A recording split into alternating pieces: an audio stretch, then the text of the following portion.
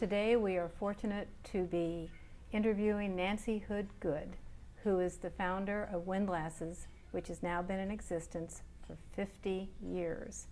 And in that time we've had a little fewer than 900 ladies pass through this organization. Can you tell us what it means to you to have been the founder of this organization? Well, in my wildest dreams, I never even thought about the Windlasses being 50, having been around for 50 years. I think it's incredible. It's overwhelming, really.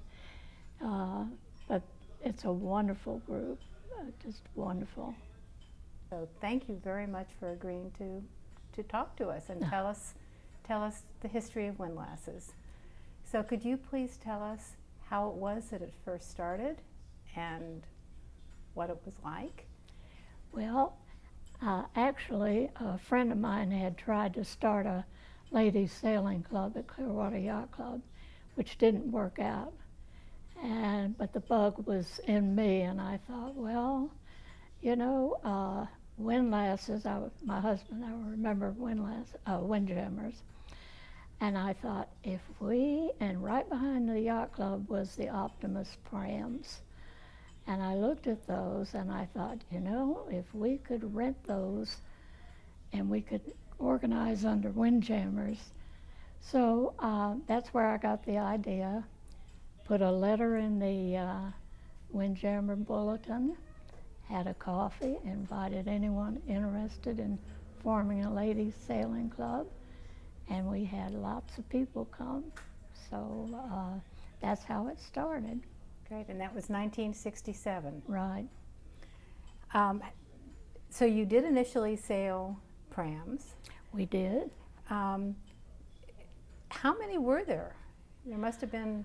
Well, that initial, there were so many people came to the coffee, and we started sailing by just there weren't enough prams for everyone. Well, because it was so unorganized, people kept drifting away, you know. So we got down to where we didn't have too many members. And by 1960, the end of 68, we were going to have to do something to keep that from just falling apart. Okay. So I knew some Salty Sisters, invited them up, had a coffee, had all of our, what few members we had left, I think about 12, and got some ideas from them, how to organize, get bylaws, and they said, by all means, get bracelets and give charms for the races.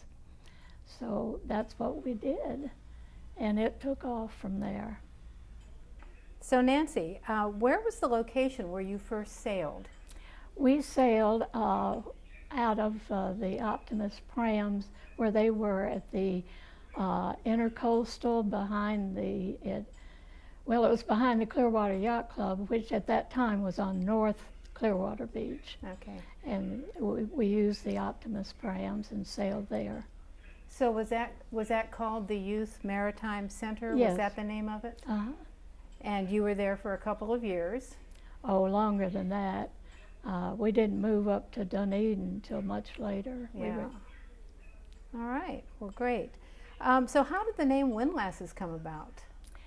Well, we actually had a contest, and because we were part of Windjammers, we thought we ought to keep the wind in there. And Rhoda Trichler was one of our early members, was an artist, and she came up with the name. We had everybody submit what they thought would be a good name, and she submitted Windlasses. And she also did the design, put the ship's wheel around the Windjammer logo. Well, that's great. Did you maintain your relationship with Windjammers for very long?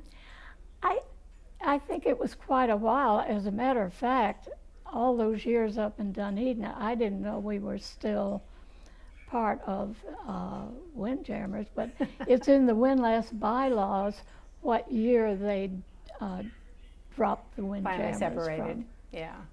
And that hadn't been too long. Well, Windjammers haven't been around for a long time. Yeah. So when you originally had your new members, did you have a sailing test, or did they just show up? Well, you know, we didn't have tests, not those first 2 years.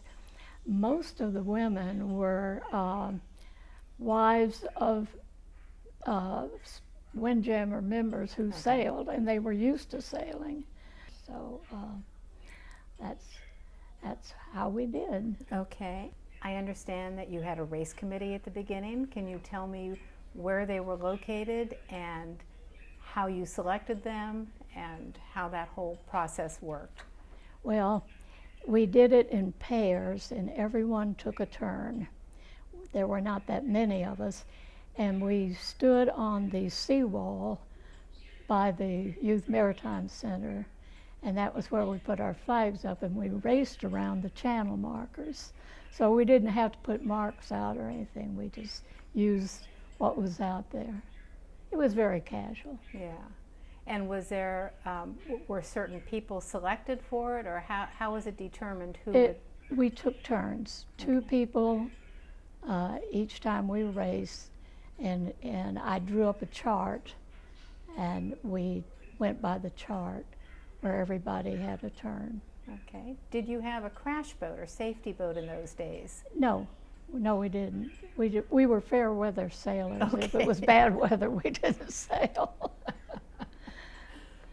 And what did you do if you knew it was a windy day in terms of We kind of waited to see what it was going to do, and if it picked up, we just thought, well, we'll go over racing rules or something like that. If it calmed down, then we went out. We were pretty loosely organized. And what was your relationship with the Power Squadron? It was just on a basis of them volunteering their time. Okay, but they did if it was a bad day, you knew you Yes, could they were rely very upon good them. about it.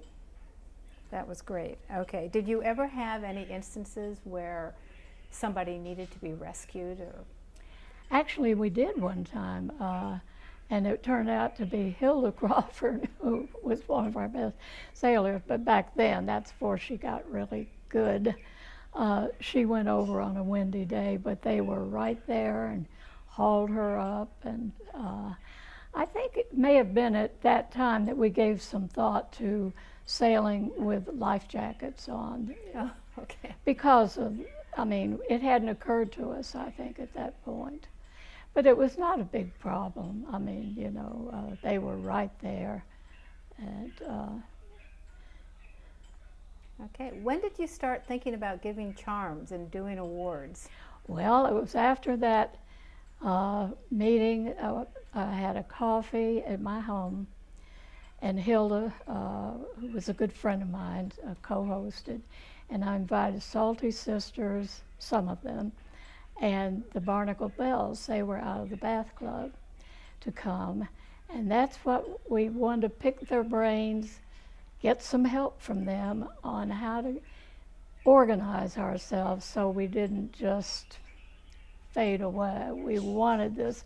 And all the girls who were still in, about 12 to 15 of us, really wanted this to go.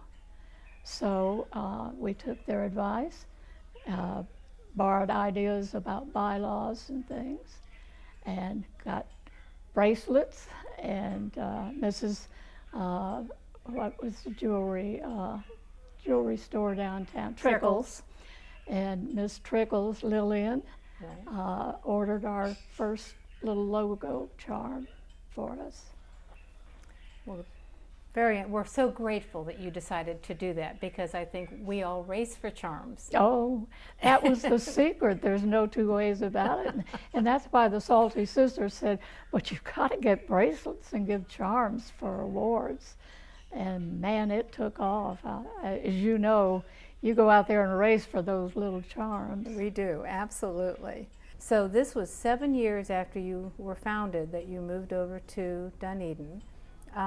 Who provided, were the boats already there, or Oh, they were there. They were already that there. was the Dunedin Pram Fleet. Okay. And the officers talked to the Optimist people and came up with an amount that they would pay them to be able to use those boats. Well, I was checking on that. Lasers started in 1974. Eventually they ended up with 16 lasers. And apparently those sailors were quite good, because I have a photograph that says in 1976 the Windlasses won the FWSA laser regatta. Oh, they were good So- sailors. Ann Newton, Sylvia, and Gail. I think Gail sailed. And then at some point that stopped, and then Sunfish replaced Sunfish, yeah. them. So I think that pretty much covers the early years. You must just feel a special pride of being the founder of this organization, and 50 years later, and the fact that people can see you, and that you're a vibrant lady, and I'm alive. You're alive. I mean, that's just. I'm just overwhelmed that they're celebrating 50 years. I think it never, it didn't dawn on anybody, and I don't think anybody thought about, gosh, we've been around 10 years. Well, thank you very much. And for those who are watching, I want you to know that Nancy is 87 years old and going strong, and we're just so grateful that you initiated this, and we're so thankful that you would do an interview with us to let us know what the early days were like. Well, I thank you for doing it. It's been wonderful talking about it. Our pleasure.